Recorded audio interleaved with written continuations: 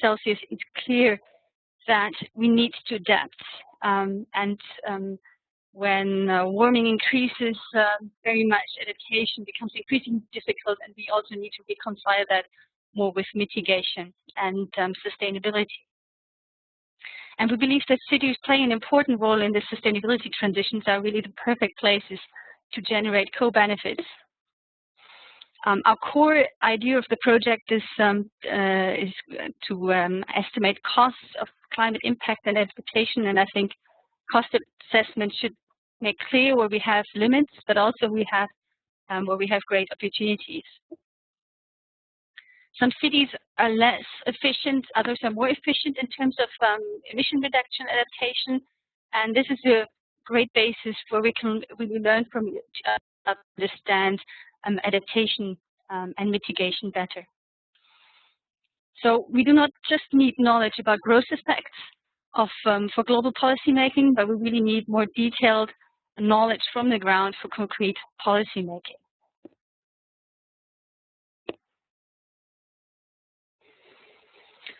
So our claim is really to do research for cities in transitions, and we want to provide an evidence basis that leads to reduced adaptation costs and better understanding and acceptance of adaptation measures in cities.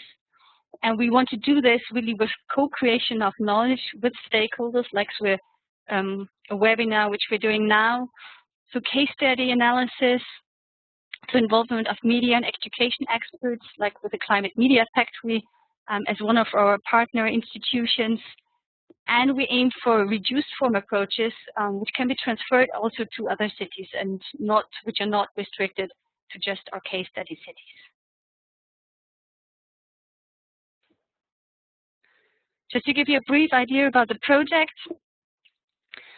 we're starting on with climate change scenarios and simulations within cities, so it's really small scale city simulations, which are then fed into impact and adaptation assessments as a basis for cost assessment in urban areas and for assessments of political and institutional context in which to carry out adaptation and mitigation. And throughout this process, what we aim to is really have a strong link between science and practice. So stakeholder dialogues through transfer of knowledge between city representatives and tools that we can provide to you from project results.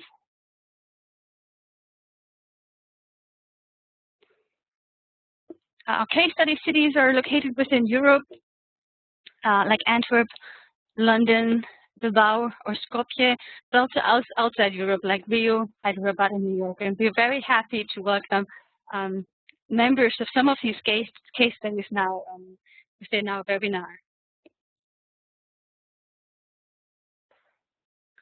What we can offer to you is, for example, these case study descriptions regarding climate change risk, development options, and costs of adaptation and climate impacts. We develop models and tools to assess growth effects of climate impacts, and also detailed for cities. We will develop new cost assessment tools for a certain set of climate threats, which are then also transferable to other cities where data scarcity might be a large issue. We will develop in the end a web-based platform, like a city database, where our results are really directly available for the public. And also we will provide transition handbooks for cities, which are also linked to training events and stakeholder dialogues and to multimedia products.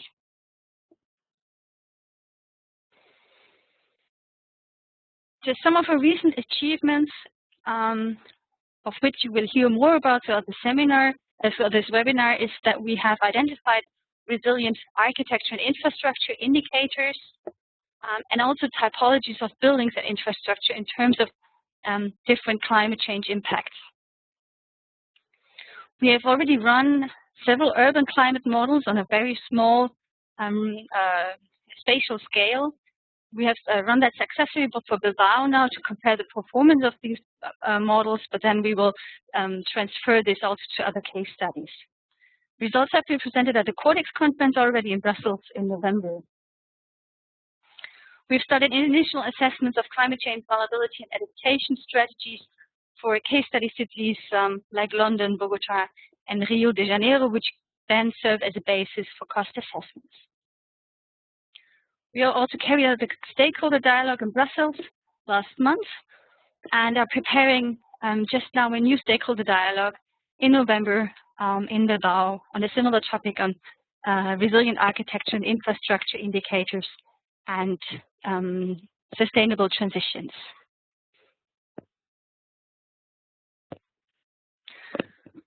So we would really like to stay in contact with you and exchange knowledge and have a strong link with you really between the research-related part and the reality in the cities. And feel free to contact us. You can reach us through the email here given on the slide, but also through our webpage at any time. Thank you very much. Thank you, Anne. Thank you for the presentation and the introduction to RAMSES. Before we move on to the next presentation, let me give you a little bit of background. Anne was not talking about the stakeholder dialogues that we had, so the stakeholder involvement. And as she mentioned, we had a stakeholder dialogue last month in Brussels where we invited cities, but also other practitioners working on the topic of adaptation in cities and with cities. And we presented on the same topics that you will hear now, the 3 presentations that will follow. And what we also did that after presentations, we had exercises, dedicated exercises for each of the presentations on the specific topic to get feedback from city stakeholders and other practitioners on also their needs, but also their perspectives on some of these topics. And this feedback will now then be included in the research and in the planning for some of the activities that will happen. And what we will hear, besides also the introduction to the topic and the research, we will also hear some of the reflections of the stakeholder dialogue and the outcomes of these exercises. So now I would like to hand over to Annemie Wyckmans, who will speak to us about the indicators for resilient architecture and infrastructure. Please, Annemie, the floor is yours.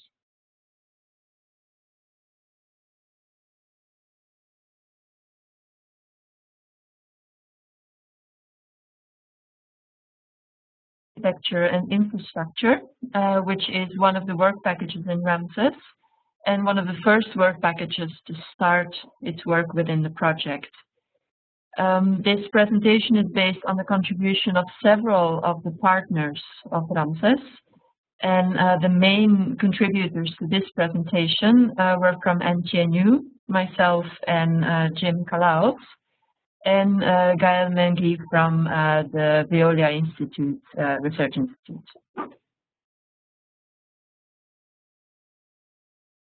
What I will be presenting this afternoon is a summary of the first part of the work we have been doing, which mainly is a synthesis review on existing indicators for resilient architecture and infrastructure. First, we spent a lot of time trying to define what is resilience, what are the definitions, and what is the functionality related to this. Then I will present several approaches to assess resilience. There are a lot of approaches. We have selected some of the most promising ones with which we will continue to work in the near future. Then I will talk about identifying opportunities for intervention, because of course this is not simple, this is not just research. It is supposed to be implemented in cities and developed in cooperation with cities. And then the next steps, of course, is the cooperation with the case cities. So first, what is resilience? A fairly simple definition could be that resilience is the ability of an object of an organization to anticipate, absorb, adapt to, and rapidly recover from a certain event, where the main emphasis should be on trying to design this object or this organization in such a way that you can anticipate, prevent, and prepare. So you design to try to avoid any damage or any need for adaptation. So that you also, in the long run, will need to invest less in trying to recover from certain events. It is cheapest to invest in anticipating, preventing, and preparing. It, of course, also has the least damage costs, both in terms of physical infrastructure and, most importantly, in terms of human lives, of course. The problem is that this definition seems very simple, but when we reviewed the literature from scientific, economic, and planning perspectives, we found a lot of diversity. There is no clear guidance and no unanimity on what the definition actually is, what it contains, and what are the consequences. So we looked at European databases, we looked at some city practices, we looked at risk management policy, we looked at insurance, and we will continue to do so. But the first review of this literature, we made a summary and we presented this and discussed this within a first stakeholder workshop in Brussels, which Anna already mentioned, and an expert workshop. In this case, expert means the research experts, in Helsinki last month. And based on the discussions in the workshops, we were able to identify some of the main priorities, key issues with which we should continue to work, and some of the main conclusions so far, which is that, of course, there is a large interest in finding reliable tools and frameworks to deal with adaptation and resilience, not just to define the vulnerability of a city, but to identify opportunities for intervention, for design, and for policy. Unfortunately, very few operational indicators and frameworks exist. In practice, therefore, resilience is very often replaced by more familiar sustainability indicators. Most cities have, during the past decades, grown familiar with working with sustainability issues, with energy efficiency, with resource efficiency issues. Unfortunately, resilience is not always simultaneous or similar to these indicators. Sometimes there are conflicts, sometimes there are synergies, and we have to be very careful to identify those. In addition, in practice, we see that often one is not using indicators, but rather to use generic best practice guidelines to provide a rule of thumb, which in many cases can be a good start, but often these are just individual elements and they put little weight on connectivity and cascading effects, so kind of domino effect, which we often see in climate change and severe catastrophes, for example. So these are some of the main issues we have to deal with. Now I'll briefly show you some of the main characteristics of resilience that we find interesting to work further with. The first one is flexibility and adaptability. So how do you design architecture and infrastructure and cities, urban planning, urban morphology in general, to make sure that the organism can change while maintaining functionality? It can evolve and it can adopt alternative strategies, and it can respond to changing conditions. How do you design a city and its urban architecture and infrastructure to make sure there is good connectivity, there's good feedbacks, but at the same time you don't create a domino effect? You have a certain safe failure. So we want different urban elements to cooperate with each other, but at the same time we want to make sure that if one of them fails, if a road or a bridge breaks down, it doesn't stop the entire city. and it doesn't cause other catastrophic failures throughout the city. We also know, of course, everyone knows that local ecosystems, green and blue infrastructures, are vital for urban resilience in terms of providing flood control, temperature regulation, pollutant filtration, local food production, etc. But it is not clear, there are very few tools that would provide you with an answer as to where this green and blue infrastructure should be, how it should be distributed, what kinds of function it should have, etc. So there also is a large need to be able to detail this and adapt it to local conditions. Diversity is another issue that is very important, but somewhat contradictory sometimes to some of the other events.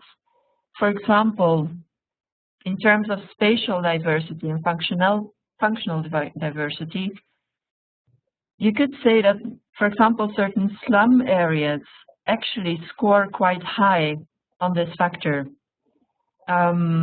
They can be very flexible, very diverse. They can provide a lot of opportunities for daily life. For example, when you compare them to high-rise blocks which have one function only.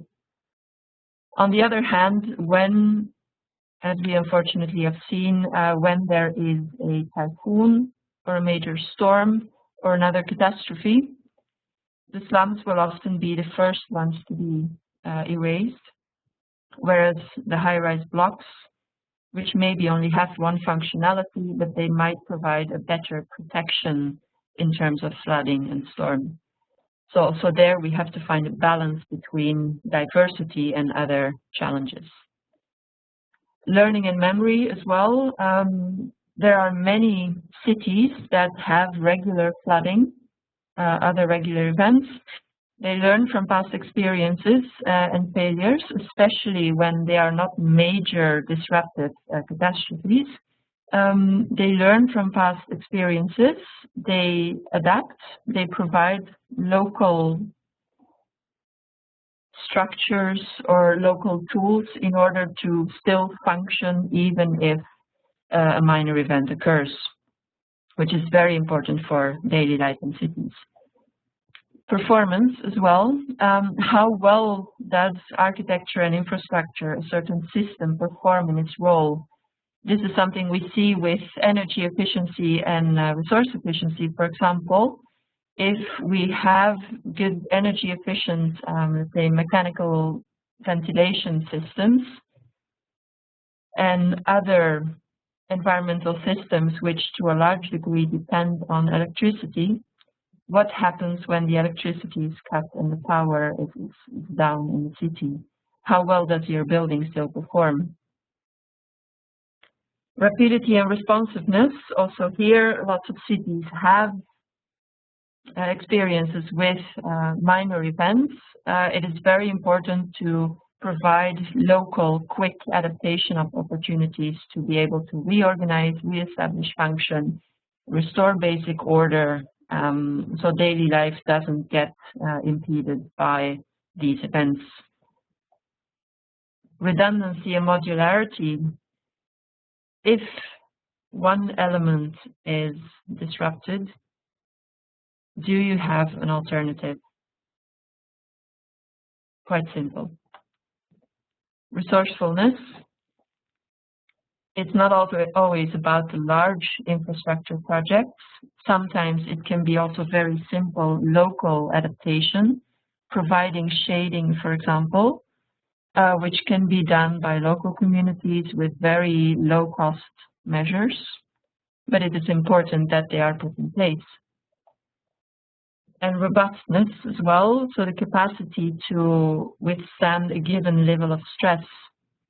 If, for example, the river is the water level in the river is rising with 1 or 2 meters, you can still maintain functionality without any degradation or loss of function. So these are very common elements we see in resilience, and some of the major ones we want to work with. They were also identified by the stakeholder and expert workshops as being key elements. Some of these, of course, are very low cost. They're easy to implement. They don't require expert involvement. In fact, some of them are also very space neutral. They just require changing materials or some additional layer, whereas others require large waterways or other kinds of infrastructure in cities. So there is a large diversity in terms of space and scale. And there is also a large diversity in terms of how easy it is to get these measures implemented. What we also often see from experience is that some measures are difficult to get implemented because one is afraid for additional costs. So what we also want to work with is to check the added value. So to look for measures that have an important co-benefit, that give good benefits for the city, even if the catastrophic event does not occur. Some of these added values are, for example, health, well-being, security, accessibility, diversity, attractiveness, cultural heritage, aesthetics, cost efficiency, and functionality, which also were identified in the workshops as some of the major issues, some of the major priorities. And there it is very interesting to see that physical infrastructure, of course, can be very costly, is very important, but at the same time, most of the stakeholders were very clear on the human dimension of this organization, so soft infrastructures, if you want. So we've also seen that in literature, so there is a large diversity between, a lot of the literature is about hard infrastructures, built environment, engineering works, quantifiable issues, whereas what is often found most important for cities is how the organization and the human aspects of this, social, economic, and political aspects link into this. So this is an important duality we have to take with us further in our work. Of course, the next question is then how, when we know that these are the important issues, how would you identify opportunities for intervention? And what is the purpose? Because after all, you can't just, there are so many measures that could be implemented. You have to be able to prioritize. You have to be able to access funding and investments, policy interventions. You have to be able to compare achievements across regions and countries in order to learn from others. And you have to be able to anticipate future conditions and trends. So how do you go from identifying key characteristics of resilience to really finding these opportunities for intervention? And also there we've seen quite a lot of different approaches. One, which is quite common, is a generic set of design guidelines. Here's just an example, something that would fit for any city more or less. You need proper shadowing, you need green infrastructure, you need reduction of air pollution, you need reduction of impervious areas, you need avoid flooding. Very important, key issues, easy to grasp, but unfortunately, they don't give a lot of input to specific decisions. What do you prioritize? In which locations? At which time? In which scale? To these questions, for example, we have at the other end of the scale a very complicated system modeling, which takes into account all of these issues, looks at the connectivity between the issues, and models any inputs, outputs, consequences, and then can provide you a better insight in how your system works as your city works as a system. Problem is that this is very useful for cities, but only if you have a large research capacity to back you up, of course. Cities usually do not have the capacity to be able to do this kind of modeling. what we've also found, a very interesting one, if you look at this one, the previous one, so there you see this system can very easily be used to identify vulnerabilities, to identify connectivity. It doesn't necessarily tell you how to then progress with design measures and opportunities for intervention. This is why systems such as these, this is a spatial indicator framework that really gives you indicators that connect to design, to urban form, where you see in the table, you will recognize some of the key resiliency characteristics: intensity, connectivity, proximity, diversity, complexity. It links these, this is an example for mobility, so it links this to different aspects of urban form, which are important for mobility. And it provides a suggestion of how to calculate these issues and also the scale at which this should occur. Another example is then how you bring these indicators, you link them to GIS systems, for example, which most cities have good data about. And then you can get very interesting maps that show you how to where the hotspots are and how you can do something about the urban design. This one, for example, shows the connectivity of different mobility, of different road systems for bikes, for pedestrians, for cars. And it shows where the important schools are located and how closely you can access important facilities. So, for example, it is very easy for a city to see here, if a major road is disrupted, how does it affect accessibility of citizens to important facilities? This is a fairly easy tool for cities to work with. So these are the examples of important tools and types of indicators that we want to continue to work with. Now, when you have these, how do you then progress? Of course, these kinds of tools and these kinds of indicators can be used both to create awareness, to make sure a city is prepared, to be included in governance. And for this, of course, it's important that we have open data, that everyone has access to information, and that different departments are working together, also cooperation between governance, between cities, between research and industry and citizens, to make sure that the information is shared.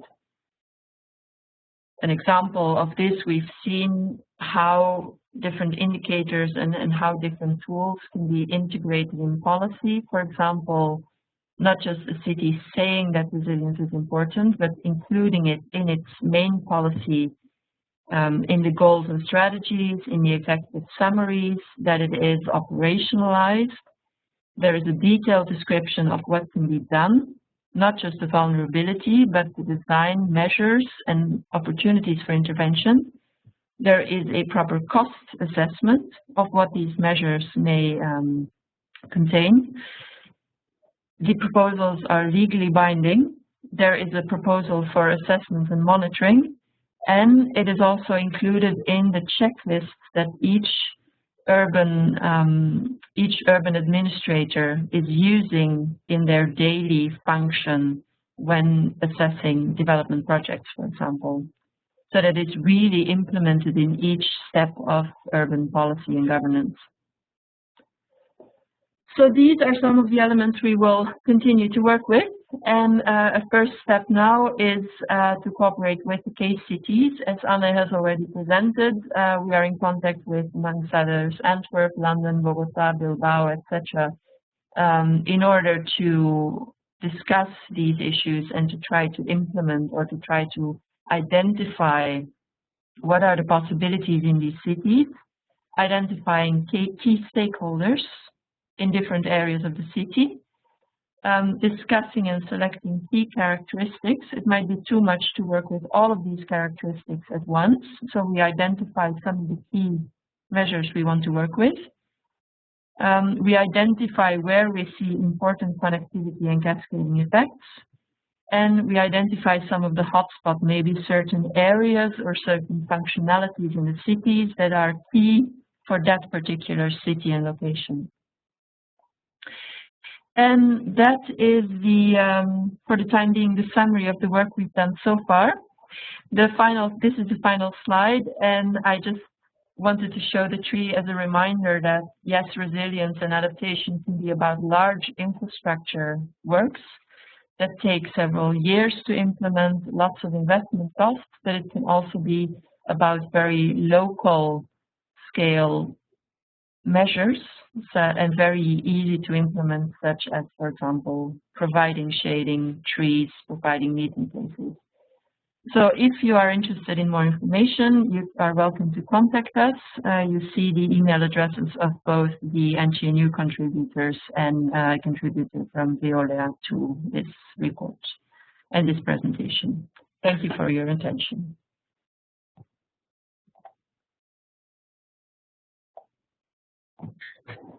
Thank you so much, Annemie, for your presentation. And may I just remind everyone, and also maybe join a little bit later, to use the Q&A function. So you see the Q&A window at the bottom right corner of your WebEx screen. So please pose questions and comments that you have on the presentation, and you're very welcome to do that also throughout the next presentation. So whenever you come up with a question, feel free to put down your questions in the Q&A window, and then we will answer these questions in the Q&A session at the end of all presentations. Thank you so much, Annemie, again. We just understand also now the importance of indicators to assess also the current level of resilience for infrastructure and architecture. And as you said, also supporting the establishment of priorities for infrastructure and architecture and realizing the co-benefits of future measures. This is a very important tool in a way also for cities to work with, and an important one so for them also to gain commitment to work on adaptation. For our next presentation, we will zoom out a little bit and look into the broader characteristics of the cities and looking into transitions and visions for cities. So each city faces different challenges and stemming from socioeconomic stresses as well as climatic stresses, of course. And it's important to identify your city-specific priorities and define a vision. And how do we get to this vision? What kind of triggers and tools, such as indicators, for example, could be important? I would now open up the floor for Efrén Feliu from Tecnalia to present on this. Well, our presentation is going to first address some framework definitions and concepts in the field of climate change. Some of them, of course, are going to be familiar to most of you. And after reviewing those definitions and concepts, we are going to have an overview of the approach and the suggested analysis that we will undertake in some of the cities participating as city cases in RAMSES Project, and this is going to be based on analyzing vulnerabilities, defining a city vision for the future resilience conditions, and third, identifying some transition factors. And we will go over that and share with you some of the ideas discussed and addressed in the stakeholder dialogue that was previously mentioned. Well, we are working with in the field of climate adaptation, and therefore we are using, as in first instance, the concepts and the approach related to exposure, sensitivity, and adaptive capacity analysis as part of the vulnerability assessment of a city, and that is understanding the order of magnitude of potential changes in climate conditions in the future, and where is that going to take place. How are those changes going to affect the urban system and its elements, functionalities and functions, and how a city or the urban system could be already prepared, or which are their conditions for overcoming these potential impacts or harm coming from climate change.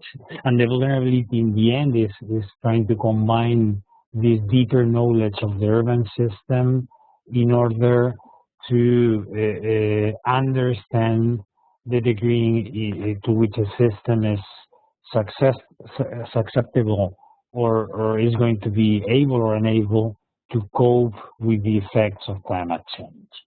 In this framework, and talking about transition strategies, it is important that we, once we understand the city vulnerability, we define a city vision, a desired future, resilient future for our city that implies implementing or that includes feasible solutions for that resilient city of the future. Another concept is the transition towards that desired future, which imply or is based in the concept of system innovation, which is in the end having fundamental changes in deeply ingrained patterns of action and ways of functioning of the city. And another important element is the transition path, in which we define strategy towards that future resilient city vision, and therefore sets the framework and defines the context for implementing actions towards that future situation, and it's also implying stock taking and acknowledging potential hurdles or obstacles towards that resilient future. And in the end, combining all these elements, we should have a transition agenda that should also review those persistent problems that we have and that we want to overcome. But what is important also is we're trying to define the conditions for reaching that desired future. And what we are aiming in the city cases is addressing specifically the future vision and the future vision based on problems that we want to overcome related to climate change and resilience, and the most important thing, understanding the conditions for reaching that resilient future, conditions that go beyond adaptation measures or adaptation actions. And why working with a transition concept, or first of all, what's really about the transition strategies? Understanding and managing transformative change is based on the socio-technical system concept, and therefore understanding that urban system and a lot of the things we want to change to be more resilient are based on technology on one hand, but also on organizational structures, decision processes, social behavior, and therefore solutions and problems, solutions to the problems we might have should combine both approaches, the technical, technological one, and the organizational one. And transition is also trying to answer how can we enable and bastel that transformative change or transformative capacity in our institutions, communities, and in the end in our urban system. And how can this introduced? In the end is applying some things that we've been already doing in cities, but focusing a little bit in the complexity, those cascading effects and correlations that Annemie was mentioning before, and therefore having a better understanding of scale and context dependencies in the cities, and the approach of measuring, monitoring, and therefore dealing with indicators, also based in a lot of the things that Annemie was saying, is important. And in third place, we should define that future city conditions, the resilience conditions of the future, in order to be able to define the scenarios, and as I was saying before, importantly, understanding which conditions and which processes are needed to transition to that resilient future. And for this is really important the use of local knowledge, because that's what is going to make us able to understand the local system functionalities and this correlation, cascade effects, and complexity that is in their urban systems. We understand that this transition approach is useful when talking about climate change adaptation, because implies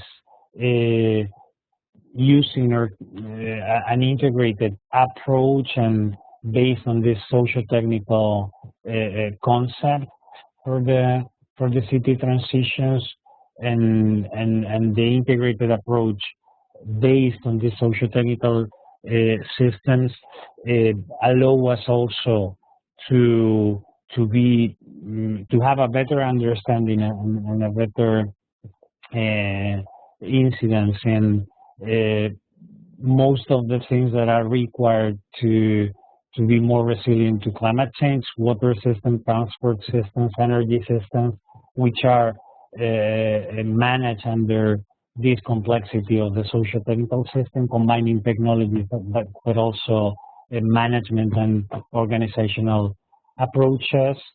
And in the end, this transition and strategic approach is a good framework for adaptation, but also for local development of local strategies.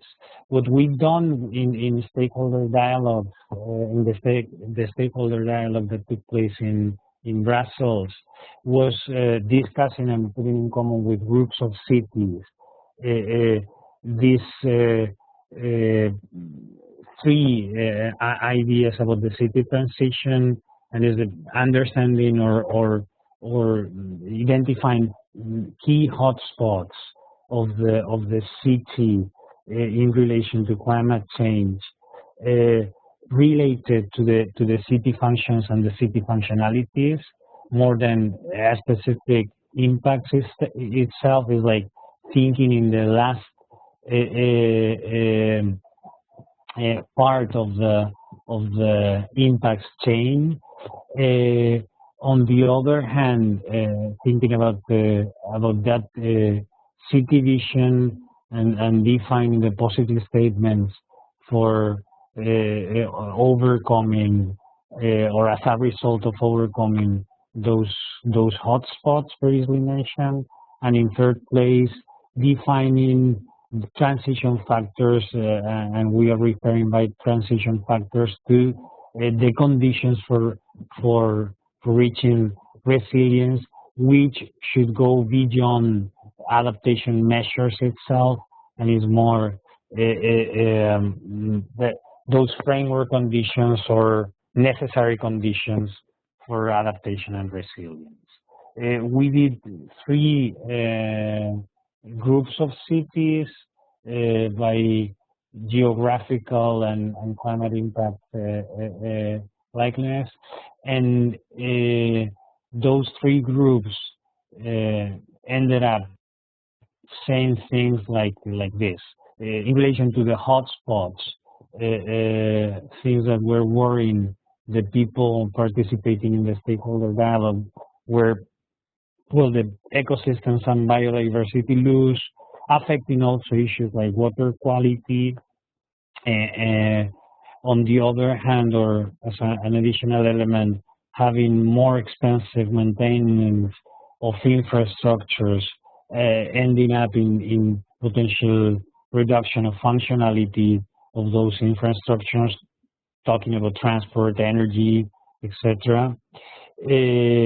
Potential problems of not guaranteeing universal access to services of general interest, water supply, healthcare systems, etc., that could be ending up in social conflicts and problems with public order, and also climate change could be importantly affecting economy in relation to resource scarcity, which could be related to industrial activities, but also the people were expressing concern about food supply or other activities like tourism.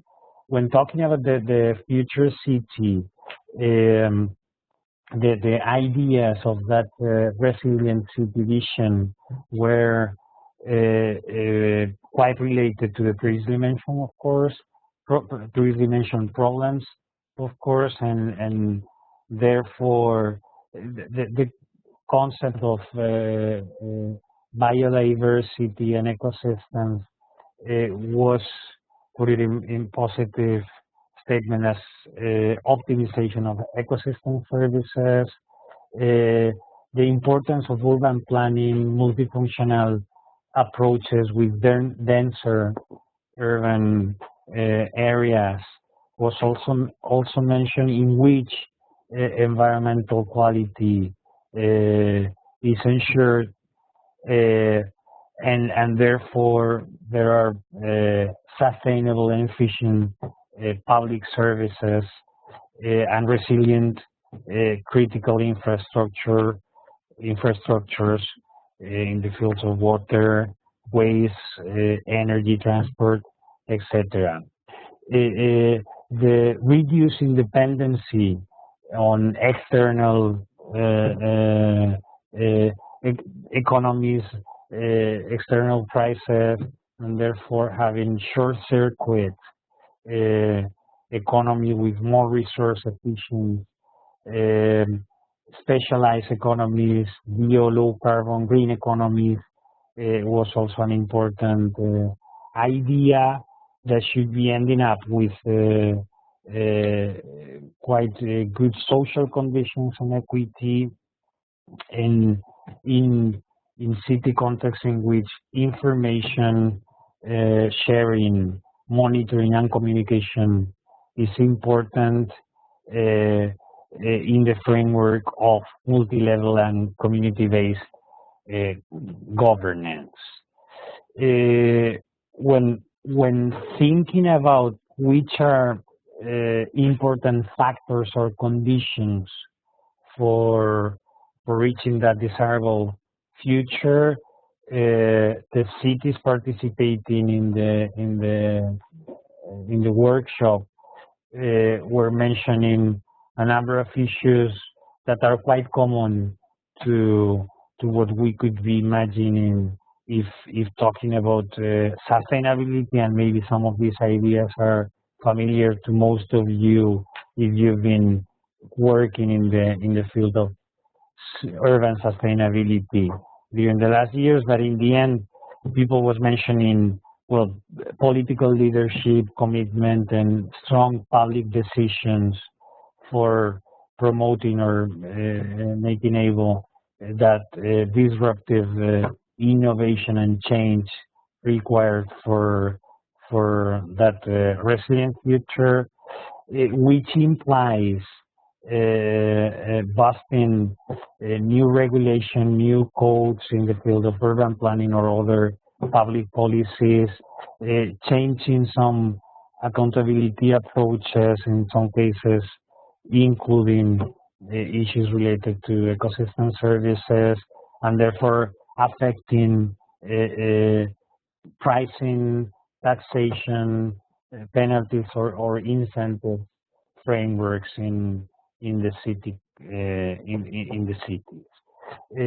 Education and awareness was also mentioned as an important way of reaching co-responsibility better and increase public-private relationships and involvement with more widespread social participation that in the end should be driving to new consumption patterns.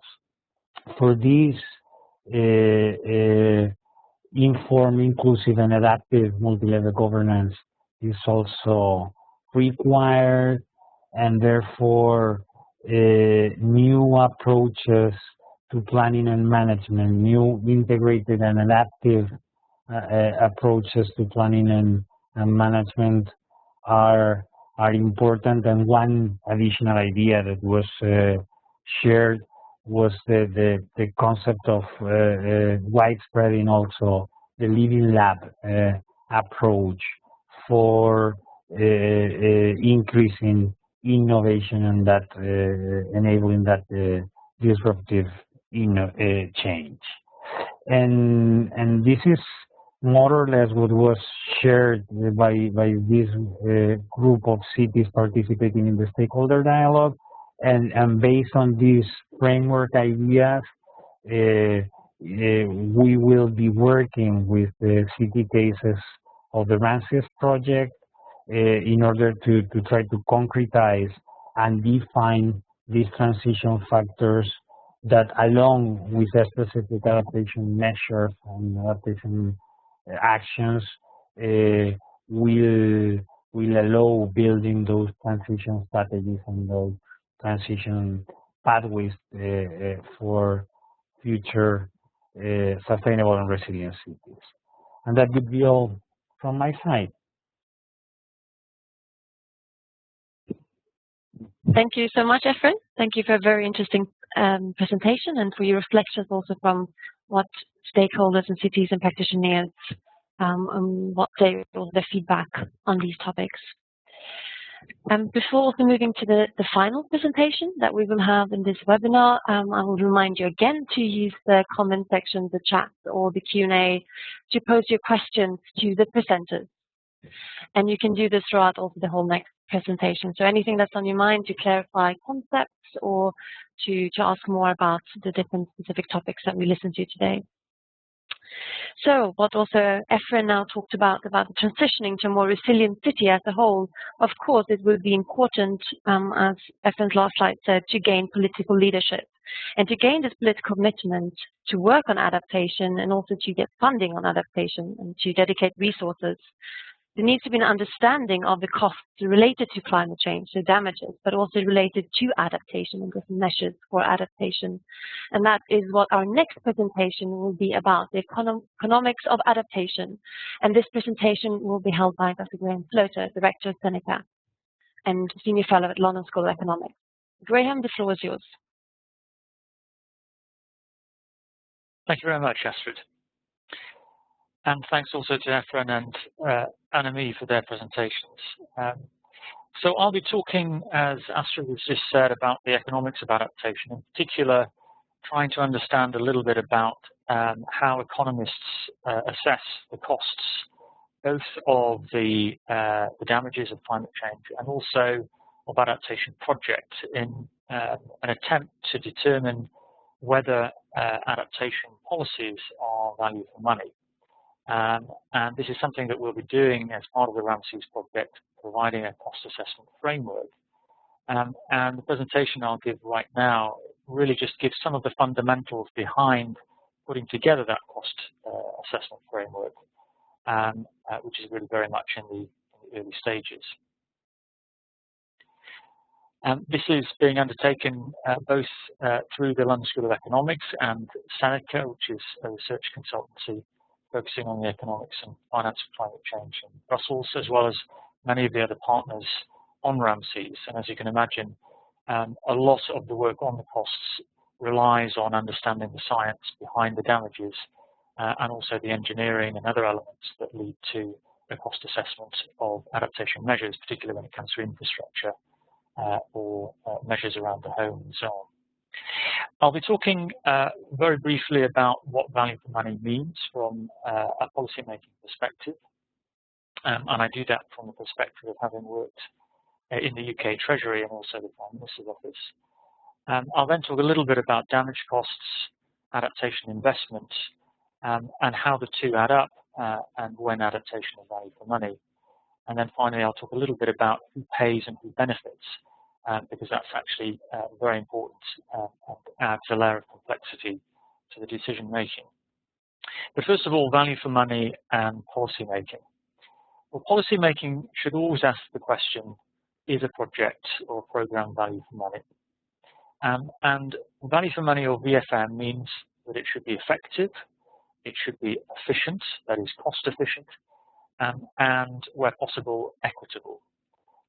So you can see that it brings in components not only of effectiveness in the ultimate goal, which in our case of adaptation will be making cities more resilient and more flexible to climate impacts, but also it's around cost issues and about social equity issues. Now, a lot of people think the value for money means lowest cost, and certainly as a Treasury official, I often came across proposals from other departments saying that this was the best project because it was the lowest cost. In fact, value for money is what it says, which is that it's the best value you can get for the money that you spend. And that's not necessarily the lowest cost. It could be that a slightly more expensive project is a lot more effective and more equitable, and therefore overall is more efficient. And really, when we look at VFM, or value for money, we need to know four very important things. First of all, will it be effective at achieving the city's policy aims? That's got to be the first objective. The second is, how much does that project cost? And that includes risks of overspend, and we need to be frank about that. Many projects do overrun, and that means that we'll need to have an understanding of what those risks are. But also, as I said, very important, who pays? Is it the public sector, the private sector? Is it individuals? Is it organizations or companies? And who benefits? Not just through financial benefits, but also through wider socio-economic impacts. And if investment is value for money, it should deliver overall benefits for society. And those benefits, of course, include social benefits, environmental benefits, as well as economic benefits, in particular economic growth. And it's the combination of these benefits that will determine whether a project is better value for money than another project. Of course, it's not very easy to compare one project to another, particularly when the outcomes are rather different. And this is where using an economic cost-benefit analysis approach can help. It's not the only thing you can do, but it can certainly help in terms of determining which project is probably better value for money than another. So just take an example of public spending choices. Should a policymaker, should the mayor of a city or a minister in charge of the environment portfolio or other portfolios within the national government decide that schools, hospitals or adaptation should get the money? Well, ultimately it will be determined by the finance department or the treasury or the prime minister or the city mayor or the regional governor. And so when thinking about adaptation and how much it's going to cost and making the case for adaptation measures, it's important to understand that those finance departments are assessing that case not just on the basis of adaptation per se, but also compared to these other possibilities of spending money. And so it's important to ask the question, will €1 billion spent on a flood barrier save more lives than building a new hospital or increasing traffic safety? These are important questions for a mayor and the finance department. Why? Because there's only a certain amount of money that can go around, and therefore, in order to make the case for adaptation measures, one really needs to be able to understand how it's going to stack up against these other public spending priorities. If we just take the example of the Greater London Authority, this is a table from their annual spend for 2011-2012, we can ask ourselves two questions. First of all, how large is the overall cake, the spending cake? In the case of London, it's a very large city, of course, and it has a budget of around about £12 billion, or roughly around about 14 billion euros, give or take a few euros depending on the exchange rate. So a very large budget, yes, for a city. But even for a city like London, that means that it has relatively constrained choices to be made in terms of how that money is spent. And the second question we want to know is, which slice of that cake does adaptation get? Well, the first thing to notice from this table is that there's no budget line for adaptation. And of course, adaptation is usually embedded across many different areas of government spending, which makes it difficult to assess how much is being spent overall. But secondly, you can see from some of the figures in this table that certain services, such as highways and transport services, get a very large amount of the cake, and other services, such as environmental and regulatory services, don't. And so, again, one has to understand the context of these spending decisions on adaptation, if the arguments are going to be made in a way that is convincing.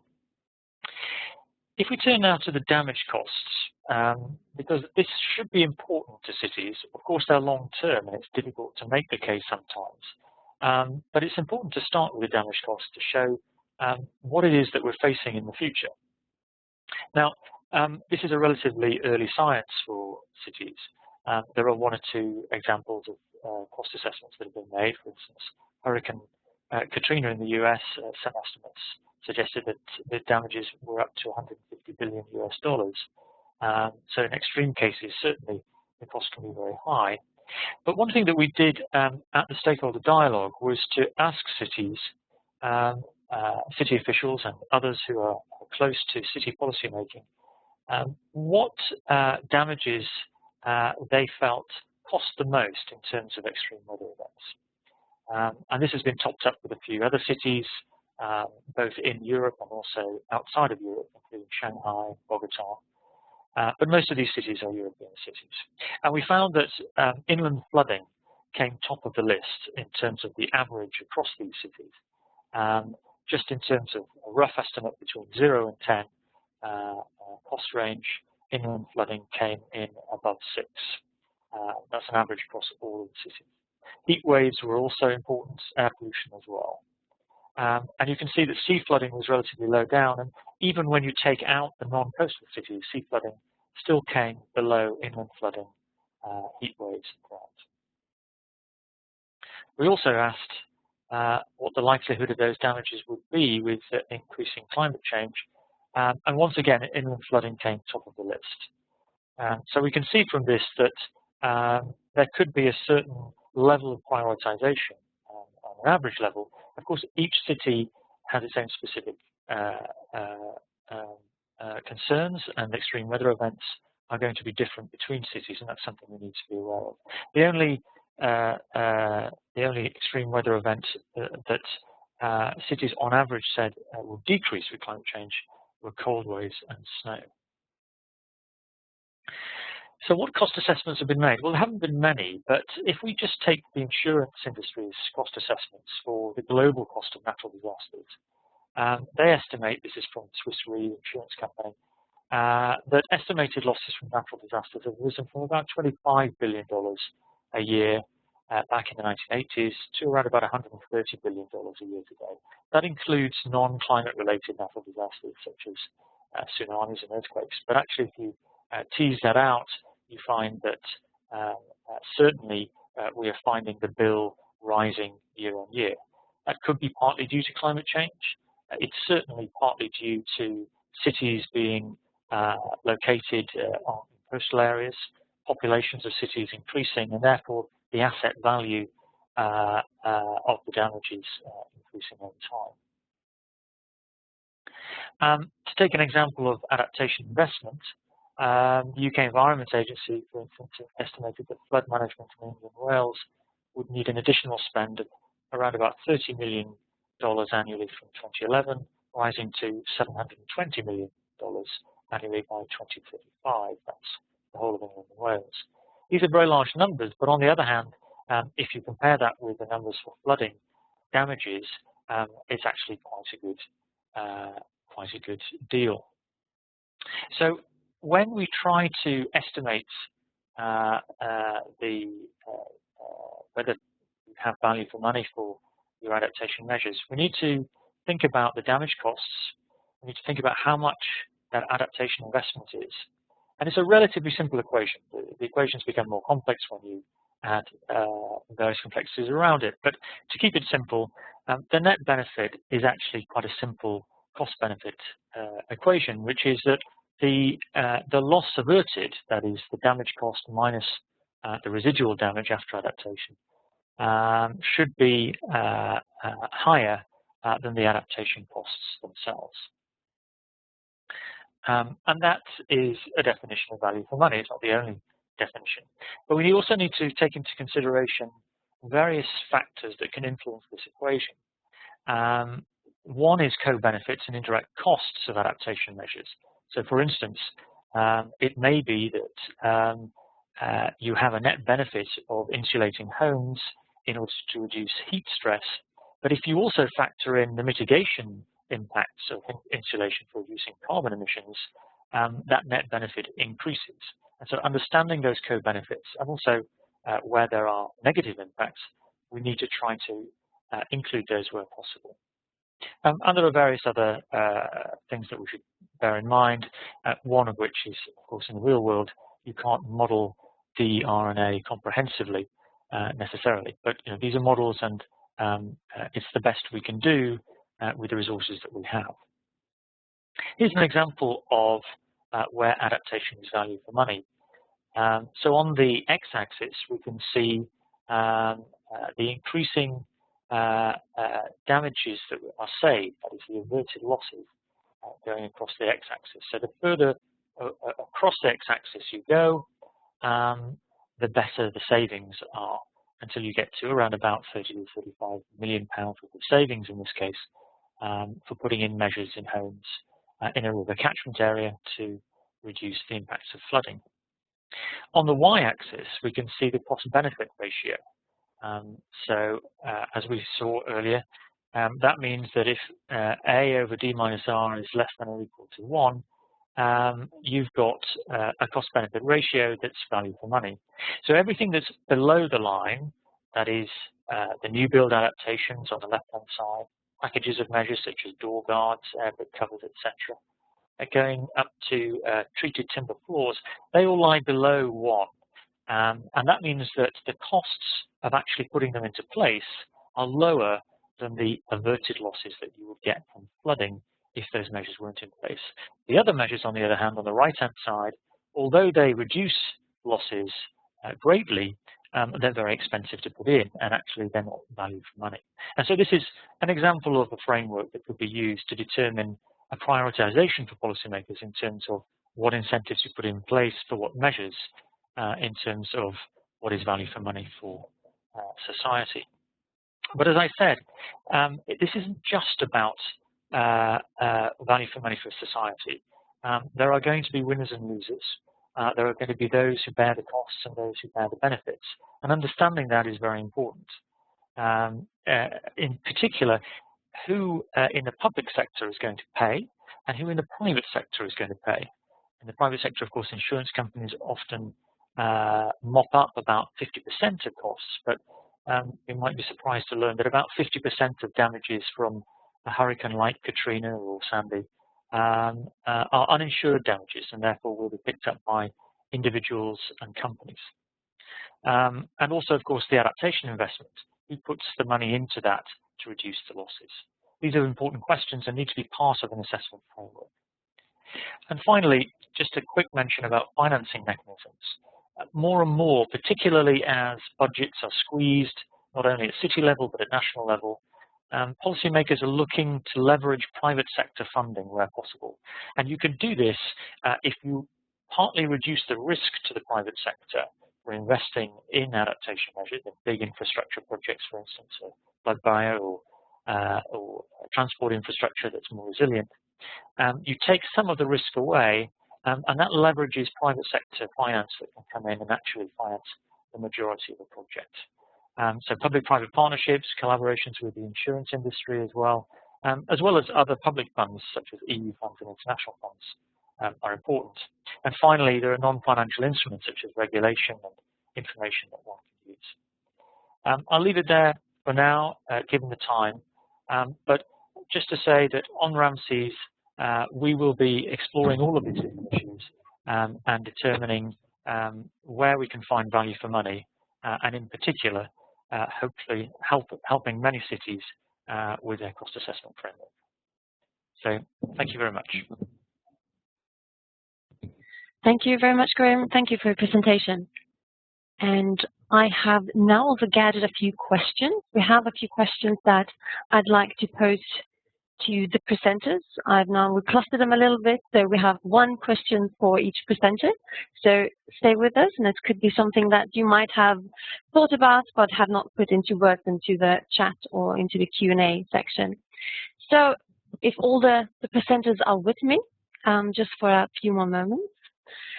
There's one question that we have on how to integrate the vision development. So this is then turning now to Efrén and his presentation.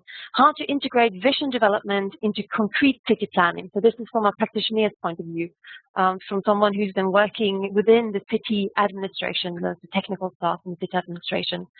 It would be interesting to look into the practicality, city planning and vision development. Efrén, if you could just have a few sentences on this and comment on this question. Well, I think that the city visions or generating a city vision is something that is not new for a lot of public authorities and local officials that have been working with this, and in the end that has been used in urban planning and other type of policies in order to define objectives and identifying specific actions and measures that should be implemented for changing or overcoming specific problems. So having or relating a future city vision with specific actions and measures is not complex and is not something new and has been done with before talking about climate adaptation. And for example, if we're part of that city vision is optimizing or increasing ecosystem services, which could be in the end related to water regulation, to flooding, to water quality, to thermal comfort in the city. That generic vision of optimizing ecosystem services in a city could be easily translated into actions and measures integrated in urban planning. For example, analyzing where new green infrastructures should be implemented in the city, and which analyzing specifically and quantifying which benefits in terms of thermal comfort or water regulation, for example, could be providing to the city. And well, those type of links in between the city vision and specific measures are the one that we are talking about.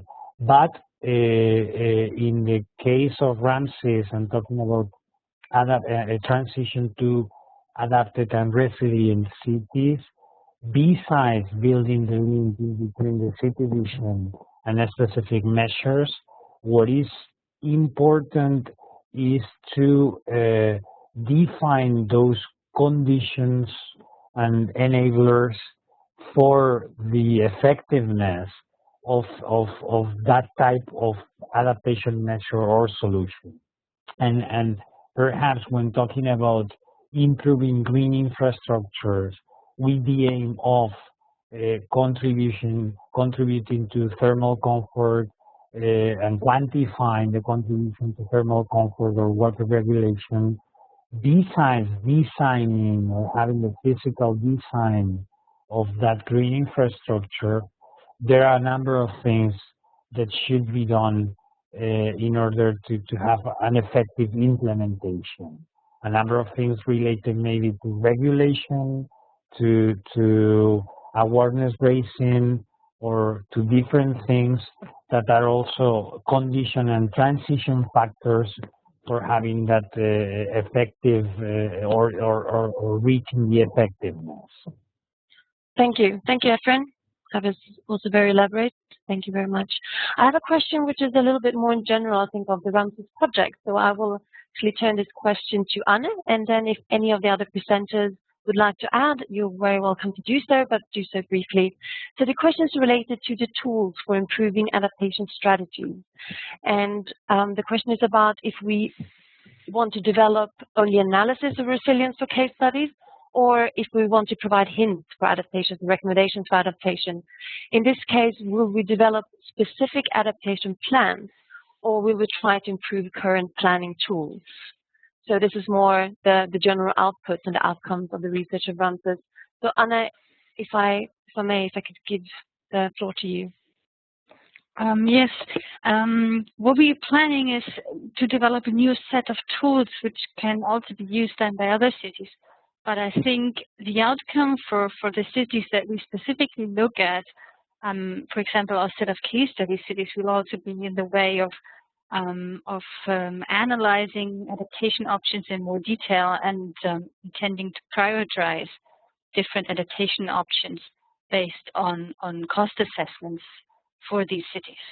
So I think it's in between. So we aim at really developing specific knowledge for some cities, but also going beyond this and creating transferable approaches and making them really available to other cities.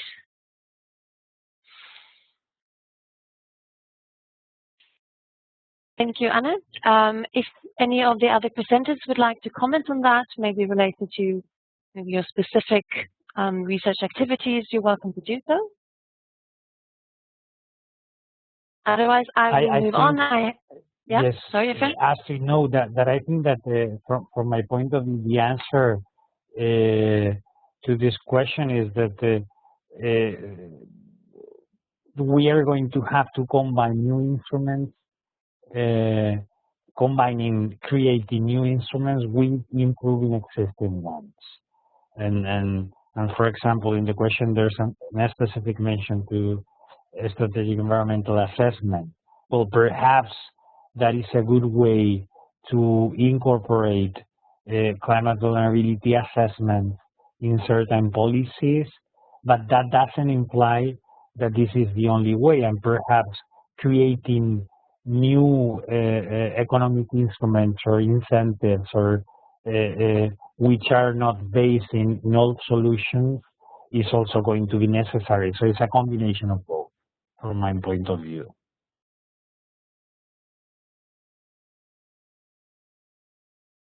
Thank you, Efrén. Thank you, Efrén. I have another question as well, and that might more refer to the concrete benefits for cities participating in the RAMSES project. I think it also links quite nicely with what we just talked about in terms of developing and adding on to tools and methods and so on.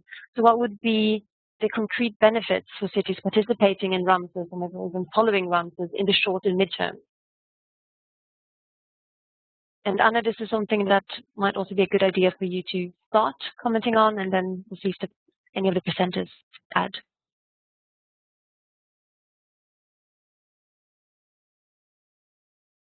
Project, Astrid? Sorry, Anna, I think it was difficult to hear you. If you could repeat your question. I was just following the chat with some more questions, and the question was related on the benefits of the RAMSES project to the stakeholders. Exactly. So it's more the cities participating in RAMSES as a case city, or also taking advantage of the methods that we will develop within RAMSES. What could be then? What are these benefits in the short and the midterm? Yeah, that's really a good question. So as I said, we actually plan to develop specific tools to hand over to cities, and not specific case study cities. So there's going to be a transition handbook. There's going to be tools on cost assessments of health and other costs. Yes, there's and these tools will be also related to training events within cities. So there will be really a direct linkage to stakeholders to offer these tools. We will have also a data platform, a web-based platform where we make our results available.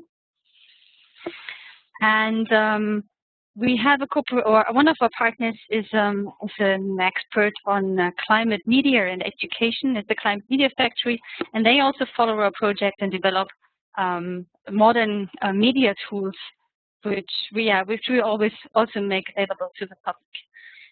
Apart from that, as you see, we intend to keep in contact and really get knowledge and co-creating knowledge, as is the title of this webinar, with stakeholders, like during this webinar, during the dialogues that we already carried out, and we're planning a couple of more dialogues in the next years. So we really hope on very close contacts and to actually provide results that can be used also by stakeholders. Thank you very much, Anna.